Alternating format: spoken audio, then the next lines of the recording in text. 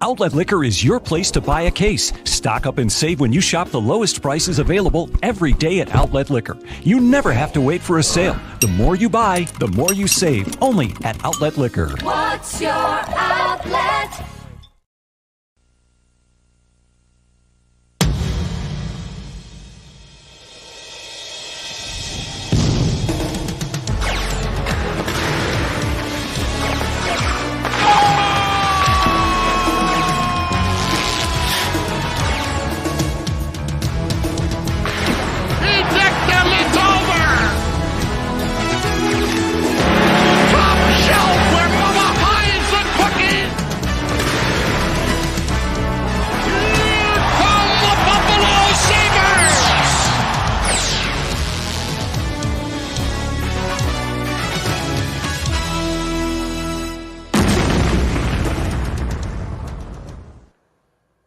Welcome, everybody, to episode 134 of Two Goalies, One Mic.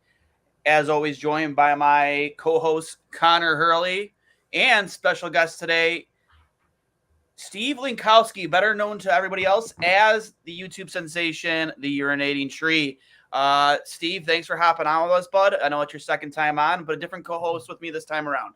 Definitely. Thank you for having me on again, brother. But Hurls, it's we missed last week. You were out. I forget what you were doing. Some type of vehicle issue. But how has your week been, bud? It's been good. Fixed my car issues, and we finally got some hockey news after it feels like a month of nothing. Erik Karlsson got traded, so thankfully we're back and ready to talk about it. Let's do this. We are back, and that's why the biggest reason why I wanted to bring Steve on. Big Pittsburgh fan, Steelers, Penguins. Pirates, we were talking pre-show about it, but I have a lot of questions for you, Steve, and we touched on it a little bit before the show. I'll try to save most of it for today, but does this move the needle for the Pittsburgh Penguins? And if so, how much? I'm going to be honest, I don't know. And there are a couple things for that. I get why they did it, mostly because Kyle Dubas' marching orders from people above him, go push for another cup. And if you want to make a big move to push for a cup, you bring in the Norris Content Trophy winning defenseman. I mean, can't go much further than that. My issue is, can he stay healthy? This is the first time he's played 82 games last year. That was my main concern about San Jose giving him that huge contract to begin with, because he hadn't been healthy the last two seasons. And then he had issues a couple years before that as well. Then kind of bounced back into form in 22, but got injured again long-term. So that's going to be the concern there. Secondly, I think there's some holes in the Penguins roster. You have an aging forward core. You did bring in a bunch of guys in their 30s, like Lars Eller, Nola Chari, Matt Nieto, Riley Smith. I don't think they're bad signings, but it's just like the team in general. You have the oldest team in hockey. Yep, at least from last year.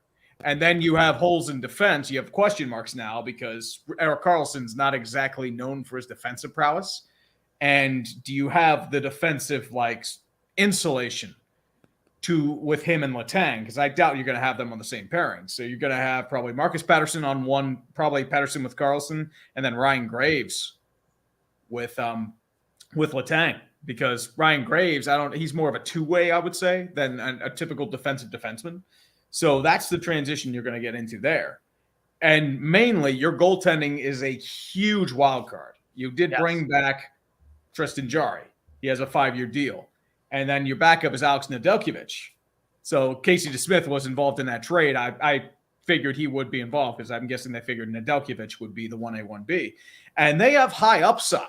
But the problem is they don't really tap into that upside all that often. Nedeljkovic had flashes of brilliance in his career. But the problem is there'd be times where he give up 5 goals on 9 shots.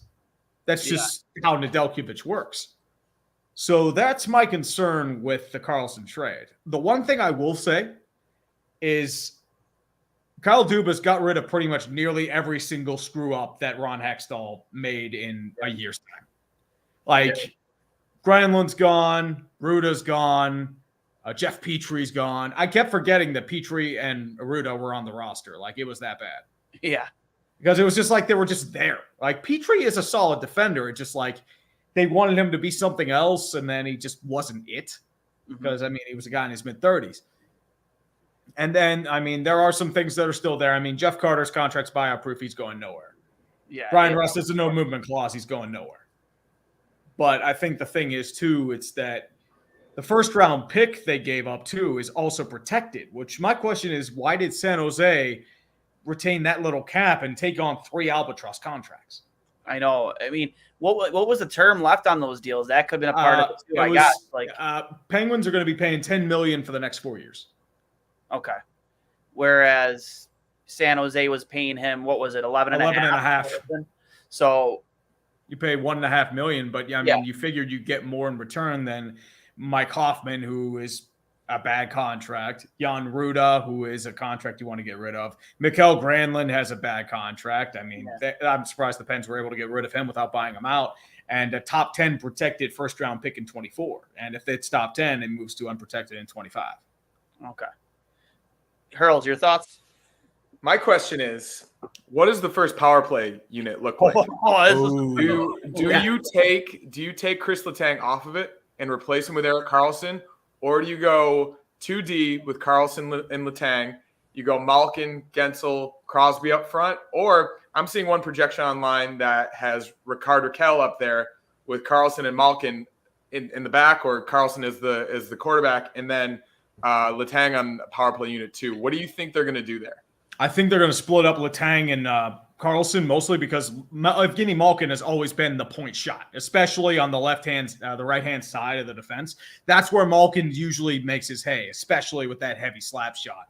So I don't think Letang and Karlsson are going to be together because I think they both fit that same mold, sort of a power play quarterback style. So yeah, I'm thinking partially maybe because of familiarity with Crosby, Malkin, Rakell, and maybe Rust, because Gensel's going to be out for a few months because of an ankle injury.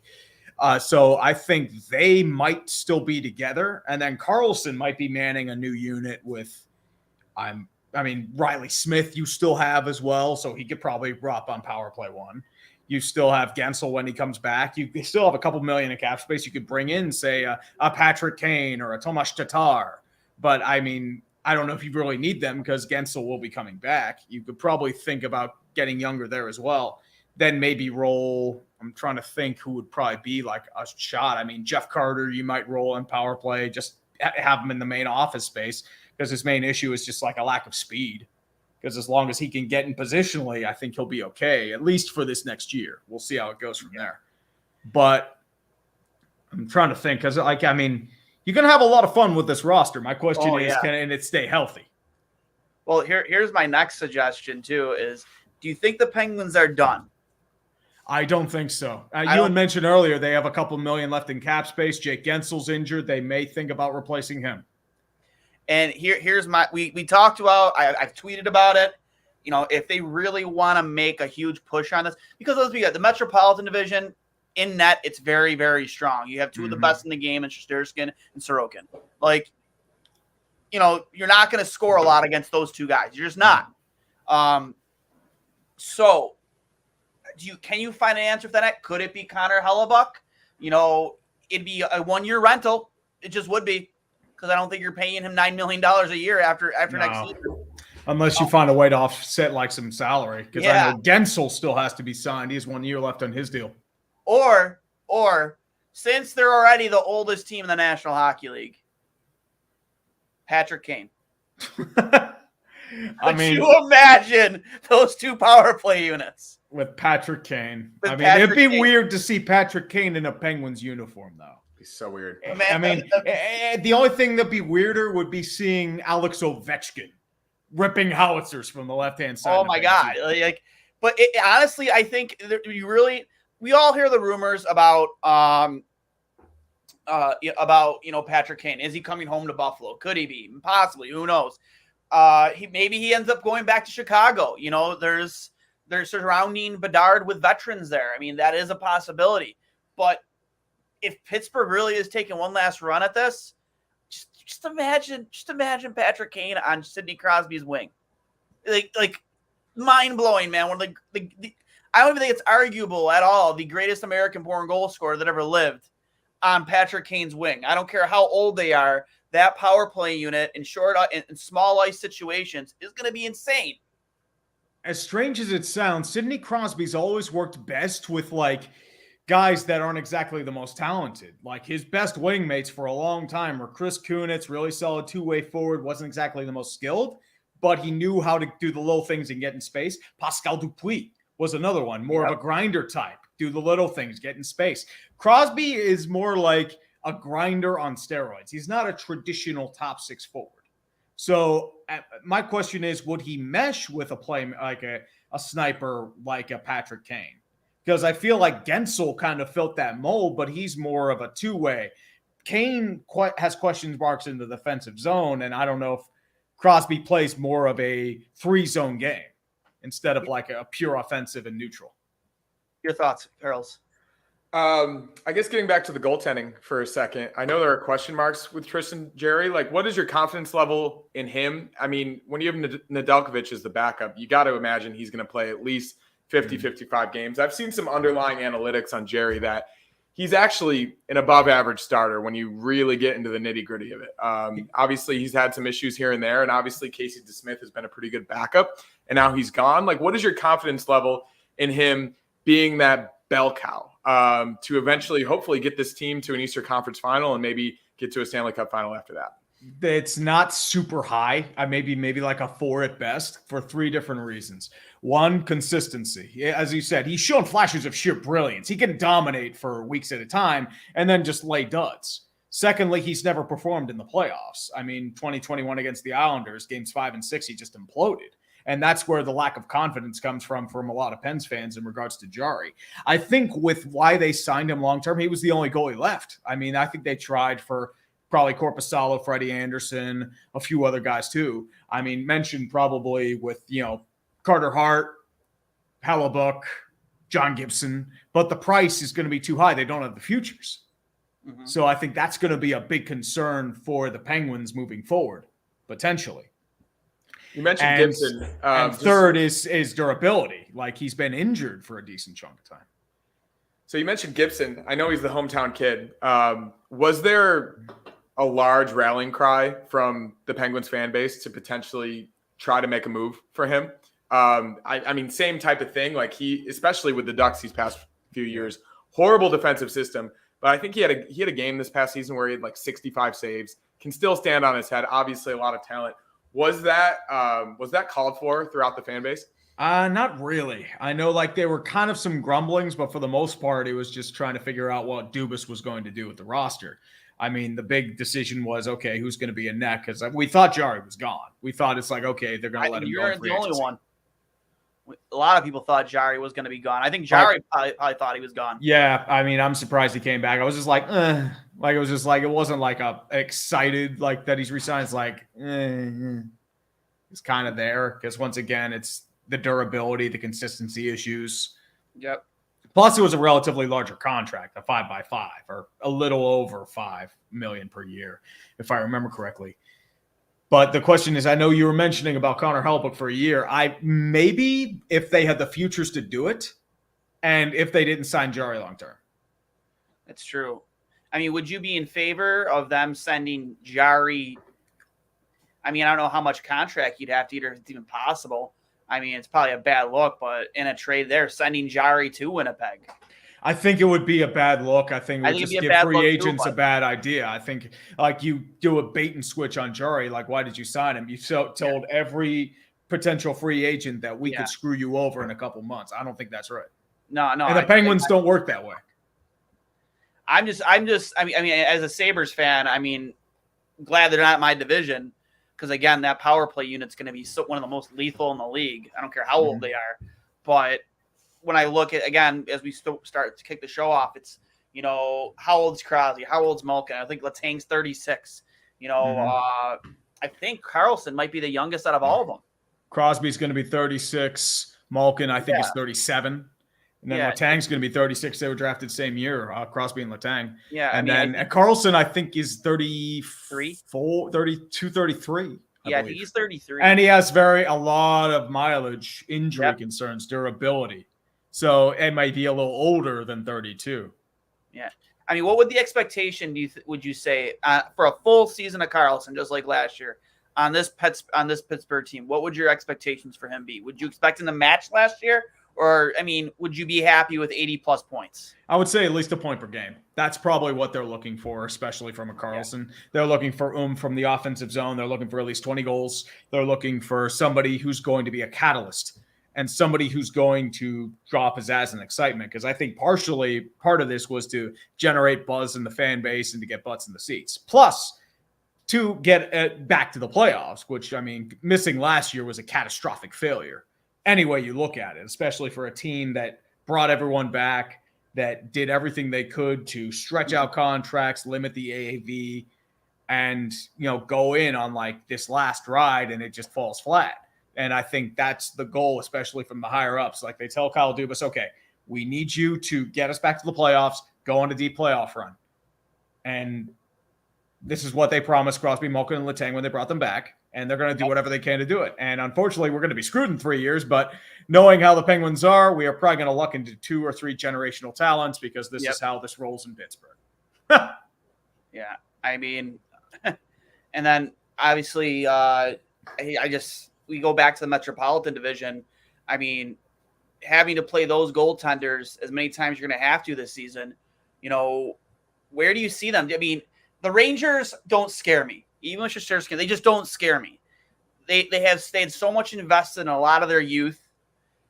Lafreniere has not panned out. Kakko has not panned out. They mortgaged a lot at the deadline to really go for it. Didn't work out.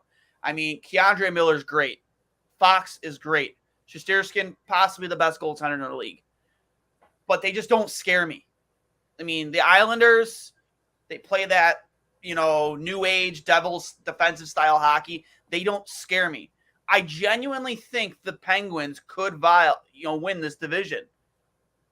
I think they at least make the playoffs. I would argue New Jersey has a really good chance. I'm sorry, New Jersey. Yes, I don't know. New Jersey. I mean, if the Kira Schmid plays the way he did in the playoffs against the Rangers and really came into form, I think they have a really nice goalie tandem with him and Vitek Vanacek. Plus, they brought in a few more pieces. They have Luke Hughes coming into the system as well. And, I mean, let's be honest. I think, their upside is immense, especially if they can keep it up. Yeah. They did get Tyler Toffoli, too. Throw me in the box. I can't believe I forgot about the Devils when I was... So it's all right, man. It's cool. Even after all of this, the Penguins, just making the playoffs, as a wild card team, would that be a disappointment? I may be, but I think at the same time, I think they want to get back to the playoffs. So as we've seen over the past couple of years, especially with Florida, all you have to do is make it. You go on it, you find form, you can go far. For sure. Yeah, agreed. I don't know. I look at the Penguins, and if they can just get a little bit better in net and adding a guy like Karlsson on that blue line, and I still think, like we said, I don't think Dubas is done. I think he adds one more I don't think it happens in net. I really don't. But I do think he adds one more weapon offensively. I think he has to. And I do think they make the playoffs. I just do. I think it's too much experience, too much talent. If you can't beat them in net, score as much as you possibly can. And I think that's probably the game plan here is I'm not saying you're not gonna keep the puck out of your net more than the other teams in this division, but do everything you can to put the puck in the net. And I mean, Crosby for his age is still gonna get you 80+ points a season. I still think the same about Malkin playing a full season, Karlsson a full season. I mean, I think this team has what it takes to definitely make the playoffs. Yeah, I'm looking at the free agent list right now. I mean, the only one left that's really a big free agent right now, Patrick Kane, Tomas Tatar, Krejci. If he goes anywhere, it's either Boston or back to the Czech Republic. Yeah. I don't think he's coming to Pittsburgh, especially not with that center depth. Phil Kessel, he's unfortunately on the downswing, and he's more of a top 6 option. It's not what they're really looking for. Taves, I think he's gone. Stalzy, I think he's more a bottom 6 option, and you already have Lars Eller and Noel Acciari, so you're set there. So I think more or less it just depends on if Tomas Tatar is willing to take a $2.5 million prove-it deal and wait for the cap to go up next year. Yeah. I mean, a lot of players are doing that too. You've seen a lot of it in free agency. A lot of one-year deal. So, and And then transitioning out of that, obviously, me and you, we first, met each other. Obviously, I was familiar with your channel beforehand, was because of the rant. Was it 3 years ago now? Sabres have come a long way. Yes. Since that phone call. So I definitely want to pick your brain on that. What do you think about the position of this team? Should playoffs be an absolute, I want to say it has to happen, but should everybody be expecting playoffs this season out of the Buffalo Sabres? And are they the most exciting team to watch right now in hockey? The Sabres are very intriguing. I think they're one of the more interesting and intriguing scenarios in hockey today. You have so much youth coming into the system. You have goaltending that's really coming into its own. You have UPL that could still be something. You have Devon Levi, who has more or less was like a beast in those moments. He really came into his own. He could be your franchise guy. So I think you have that settled. You're trying to fix the back end of your defense, like Eric Johnson and Connor Clifton. They're more there for veteran influence, guys. Help out Matthias Samuelsson, Jacob Bryson, guys like Owen Power, Rasmus Dahlin, and I think Dahlin did get extended long term, if I remember correctly. No, not yet. I thought he did. My bad. I know they were looking at it. It was reported by one of the local guys that it was happening on July 1st. And then it hasn't happened yet, and we're sitting here patiently waiting.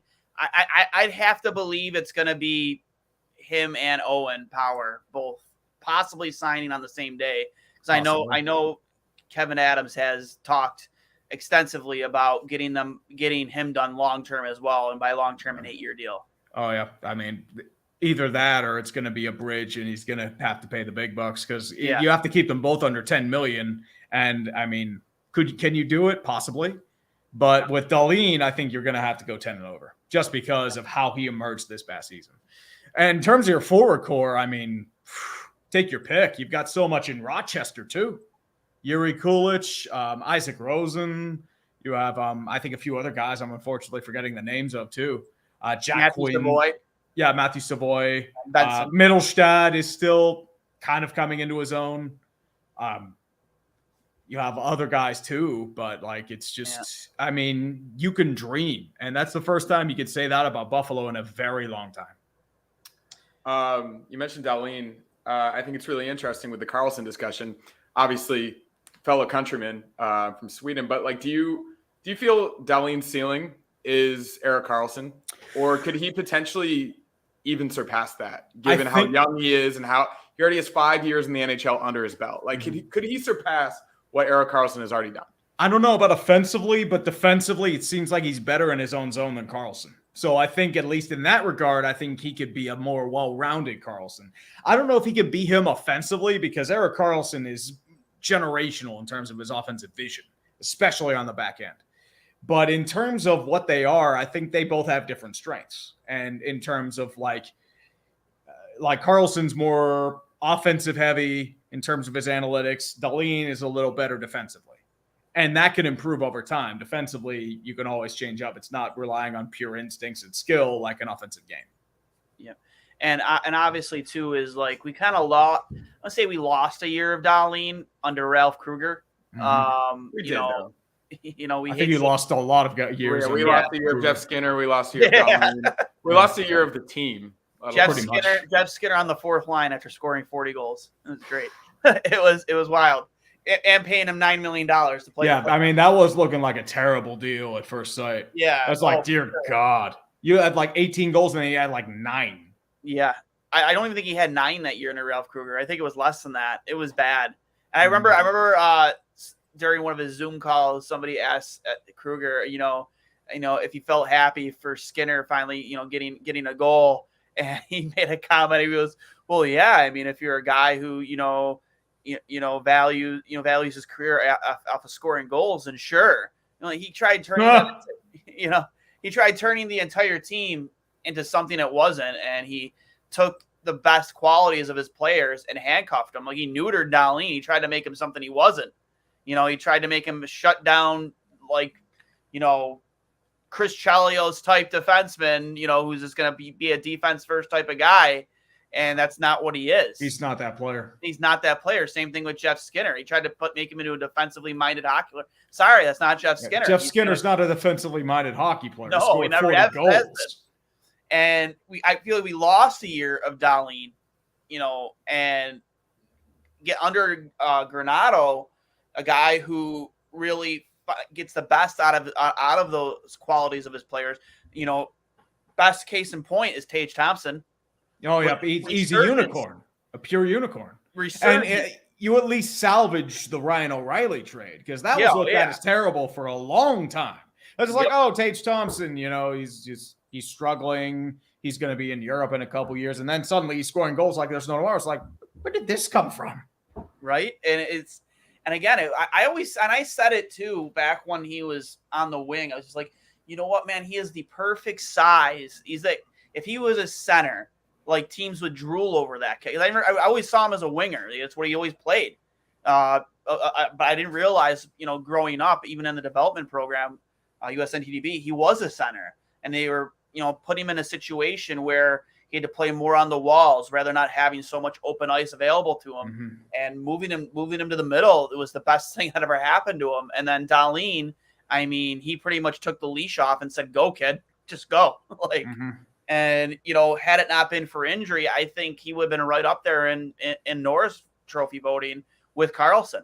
His time will come, especially with how he's been progressing. I think he'll at least get a nomination this year if things go to plan. Oh, for sure. And I think the one player we definitely need to talk about too, outside of Tage and outside of Dahlin, Dylan Cousins, man. I'm expecting big things out of him this season. He's had some good progression as well. That's the thing. Like, there's so much forward depth. You keep forgetting a couple guys here and there because you just have so much in the system that has promise. Yeah. And I think, you already have your top 6 centers already secure. You have Thompson, Cousins. You got roll Jack Quinn on the wings along with Victor Olofsson. You could use him as excess goods if things go to plan with Rose and Kulich and maybe Matthew Savoy as well. So there are a lot of different things you can do with this team. And as I said, this is the first time I've seen legitimate hope out of Sabres fans in a very long time. Yep. There was some with when Jack Eichel came in, some when a new coach came in or something like that, when Pagula became the owner, but nothing like this. It's just pure upside. You have a system in place that's finally starting to develop. Yep. And you also have a chance to really make a claim for yourself in a brutal Atlantic, because it's wide open. Florida's dealing with a lot of injuries. Toronto's going through flux. They might be self-destructing because they had their power play maneuver with Brendan Shanahan. Yeah, Boston, they're on the downswing. They're coming off a brutal playoff loss. Bergeron's retiring. Tampa Bay could be going on the downswing. And you don't know what's going to happen with Ottawa, Detroit, and Montreal. They're still in flux as well. So this could be your time. The Yzer plan hasn't really worked up until this point, that's for sure. It's a mixed bag. They're a bunch of weird moves. You're throwing money at Justin Hull and Ben Sherratt. Yeah. But you make a great move for buy low candidate and Alex DeBrincat. So it's weird. Yep. It's definitely not. It's not working out as well as it did in Tampa. That's for sure. Well, Tampa also had a great development system, a good owner, and scouting staff as well. Yep. And Casey Middlestat, who you mentioned his name earlier, he's a guy that this time last year we all wanted gone in Buffalo. And again, a full season of health. He put on size, which was always my biggest issue with him. Is I've always felt that he just wasn't, he wasn't putting the work in the off season to be stronger on the puck and stay healthy. Because one thing plays into the other, right? You need to be strong on the puck out there. You be strong, a strong bodied player out there in order to stay healthy. And he's always injured. And this season, I think we got close to a 60-point year out of him. And I will expect more out of him next season. And he looks like he's in the long-term plans for Buffalo. And then Devin Levi, we haven't even really touched on him yet. The amount of expectation and pressure I think that the fan base is going to put on that kid is going to be immense. But in the most important stretch of hockey the Sabres played last season, he got 6 starts in a row. And he was looking really good too. Yes. So, Hurls, your thoughts, bud? So I was going to say the biggest question obviously is goaltending. Similar to the Penguins, same as the Sabres. We've talked a lot on this podcast before about what our expectation for Levi is. Like, how many games do you think we should reasonably expect him to start? I'm more closer to the 40 range, especially given that it's his first year. You have UPL and Comrie. Who knows how they're going to split that up? You obviously don't want to carry 3 goalies again. Should we feel comfortable with the combination of Devin Levi and UPL? Obviously, 2 young guys. UPL's been very inconsistent, but he's also shown flashes that made him such a touted prospect. Like, it's a very unconvincing goalie situation at this point, given that you haven't seen too much from these young guys. Like, how should we feel about that going into this? It's very high risk, high reward. I mean, you have the upside, former first-round pick in UPL. Oh, not first-round pick, but top prospect in UPL. And then you also have Devon Levi, who came into his own. I mean, limited game experience is going to be an issue. I know you do have Eric Comrie, but he's more cup of coffee, journeyman type. Craig Anderson was, great story, but unfortunately 41. It's the end of his rope, unfortunately. But in terms of what they could be, they've shown flashes. Levi had a really great stretch, especially in March when he came into the league. UPL, I mean, he's still developing on his own right. And I feel like you could still go maybe 50 for Levi and then 30 or like maybe 25-30 for UPL, depending on how they play. I feel like you just play the hot hand. I think that's the best way to deal with that situation. I put him probably around 50 or more. I think that they showed last year with him that they have a ton of faith in him. I mean, and the thing with that, up until that point, I think you only saw maybe a small handful of times in the season where you saw the same goalie start 2 or 3 games in a row. It just never happened. There was just a constant carousel, which I also attribute that to the UPL struggles, because it's like I think me and Hurls both have agreed on this podcast before that a lot of his issues are up here. It's not an athletic thing. The kid is crazy athletic. The skill is there. He has shown it. It's just up here. And any goalie knows that when you're not consistently in that starter's net, it's tough because you deal with the pressures. You have a 41-year-old Anderson, a guy who is there to be a guy, but at the same time, he was getting a ton of starts too. He was getting called upon in important games. And you have Eric Comrie in there. Granted, he was hurt a lot last season, but he's in the rotation too. So you're in a 3-goalie rotation for most of the season, and then add Devin Levi. Now you're in a 4-goalie rotation, and it's like, I get it. As a goalie, it's tough to be in that type of a situation and not consistently getting the shots in practice that you want, in warm-ups that you want, and obviously getting the consistency as a starter as you want. So I think that not dumbing this down, but getting this down just to 2 goaltenders as being your 1A, 1B, it will help UPL in the long run. I don't foresee him as a long-term answer. I think that, granted, maybe even after this contract, maybe he gets an opportunity somewhere else. But I think this year you're going to see a much better, more consistent UPL. But I think if I'm Kevin Adams, or not Kevin Adams, if I'm Don Granato, I'm putting Devin Levi out there for probably around 50 games. That sounds about fair, especially for a young goalie. You don't want to burn him out because he's not at the load of, like, say, Marc-Andre Fleury in his prime or a Hellebuck where you're throwing him 65, 70 games. Like, go. Just go. I think those days are almost over with, too. Pretty much. I think they realize that they're going to burn goalies out if you play them that much. Mm-hmm. Speaking of Fleury, I see a lot of Fleury and Devin Levi, a young Marc-Andre Fleury in terms of the athleticism, in terms of the height. Given how much I don't know how much you've watched of Levi, but from what you've seen, do you see that comparison at all? And what do you think he could be as an NHL goalie? Because a guy his size isn't really considered that often anymore. 6 foot, like maybe even a little bit under. Obviously, UC Saros is the example that you see now of a guy who's in that upper echelon of goalies for being a little bit shorter. Like, do you see those Marc-Andre Fleury comparisons? What do you think he could be in the NHL as he continues to develop? I haven't seen enough of Devon Levi to really get that sort of comparison, unfortunately, but I think his upside is franchise caliber goalie. If he becomes UC Saros, you're jumping for joy. You have a Vezina nominee right there. Absolutely. And the fact that UC Saros wasn't nominated for a Vezina last year is a travesty, but that's at least to me. I would say, you said it right there. I think like more of your upside is Yusei Saros, especially with that size. For sure. Agreed. And in terms of the Vezina vote, I mean, there's a good handful of goalies out there that, I mean, how does Olmark not win it? Like with the season he had.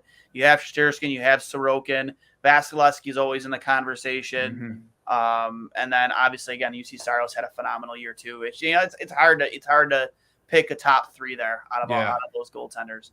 But Steve, I mean, outside of that, I mean, did you wear the Kansas City Chiefs shirt intentionally to piss us off? No, actually, I did not. I just wore it just in case. I totally did not think that through. Well, I was at the gym last night. I had a spare shirt. I was wondering, you said he was a Steelers fan. Don't worry, I was. This is a Boulevard Brewing shirt. Okay, I just thought I've had it for a couple years. In Kansas City, I'm like, is this guy being a dick right now? No. I totally didn't put two and two together. No. What do you think about our Bills this year, huh? The question is, like last year, it kind of felt like you were going sideways. I mean, you brought in Von Miller. Wasn't super crazy about it, but the fact that you lost him, even though you brought him in for the playoff push, that hurt. Yeah. Struggling against Miami and Tristan Thompson, it felt like Skylar Thompson. But that felt like question mark, and then Cincinnati just felt like a punch in the gut. Yeah. And now I would say the question is, you have to ask some hard questions. Like, is the style you play going to be suitable? Because you're mostly relying on Josh Allen. You need a running game besides Josh Allen. And if you don't, I don't know how you get past the Kansas Cities of the world. I think the guy who's probably going to be under the most pressure outside of the coach is definitely the offensive coordinator, because there's no questioning. You can look at points scored all you want. I think in terms of, again, when you back style of offense, I think the offense absolutely took a step back last year. Yeah. So that's the question. I mean, Dorsey, everyone remembers him for just like slamming everything down on that final play. Yep. But at the same time, as I said, it felt like you were going sideways last year instead of up. I say, if you play fantasy football, draft Dalton Kincaid. Dalton Kincaid, safety valve. Oh, yeah. You're probably going to be able to get him in the 12th round, maybe even later. A lot of guys don't know about him, but everything I've heard out of camp, they're going to tailor the offense around him. 12 personnel, 2 tight end sets. He seems like he's going to be a slot guy, probably a starting slot receiver, even though he's a tight end. It seems like he's going to hopefully the reason they moved up to draft him in the first round is for that. So as good as he's been in camp and as much as he's shown he's belonged, it seems like he's definitely a sleeper to look at. So I can't wait to see him do his work 10 yards and into the end zone, man. That's going to be fun to watch. Yeah, it's going to be great. Fun to watch. Maybe Kelsey is what we call him. How about your Steelers, bud? The question is, I feel like you could go a lot of different ways here. It depends more or less on Kenny Pickett's development. And I've heard mixed things about him in camp. Like sometimes some people are saying he's having strides, some are having struggles. I saw a lot of him out of Pitt. So I saw like in that final year play, his first 3 years, he was very uninspired, nothing crazy. Senior year, something just clicked. And that's why I was ecstatic to draft him, because I feel like he could be something interesting in this league. And if you notice, like in the second half of his season, everyone keeps rambling on about his touchdown to interception ratio and the early picks. He limited his turnovers at the end of the season. I think more of that has to do with Matt Canada's offense. He had a lot of poise, confidence, game-winning drives. That Cleveland game, he showed something that, like, okay, maybe he's starting to get the NFL game. I think he's at least reached his floor of being like an Alex Smith, a Ryan Tannehill type. Somebody who manages the game, doesn't do anything stupid. Do I think he could be elite? I hope so. I mean, that'd be best case scenario, but he'll have to make that jump in order to get best case scenario. And to me, best case scenario, I think they could win the division. If Pickett makes his developments, offensive line comes into its own, everyone stays healthy, I think that could be the case. But, I mean, realistically, probably 9-10 wins, maybe a wild card spot. That would be my best bet. I can see it. I can definitely see it. But Steve, thanks always for coming on with us, man. Absolutely. Appreciate it. Hopefully we can have you on again sometime during the season. Definitely. When we have like a better idea of how these teams are starting to look. And I'm excited to see your Penguins, man. I really am. I've always been a fan of Crosby and Malkin, and to add a guy like Erik Karlsson to that mix just makes it a little bit more exciting. And it'll be fun to see if they can really take one last stab at this. as I said, I never in my wildest dreams expected Erik Karlsson on the Penguins. Because Yeah. I'm just sitting there like, wow, really? We got Erik Karlsson? Like, I love me some Erik Karlsson. I don't know how he's going to fit. That's the question. Well, he'll definitely fit in on that power play. That's for sure. Mm-hmm. So, Hurls, you got any final thoughts? I guess one more question I had as we were talking about the expectations for both teams. Like, I think a wild card spot for the Sabres is what we're all hoping for, maybe even second or third in the division at best. And you said yourself, maybe not third in the Atlanta in the Metro, but potentially a wild card spot. Yeah. What would a Sabres Penguins playoff series look like? Number one, how entertaining, but number two, like, how do you think that reasonably could go if that matchup happens this upcoming playoffs? My thing with the Sabres is this could be the learning experience year. My reference point is the 07 Penguins, when they were the first time they were in the playoffs, like first year Malkin, second year Crosby, Jordan Stahl was a first year player as well.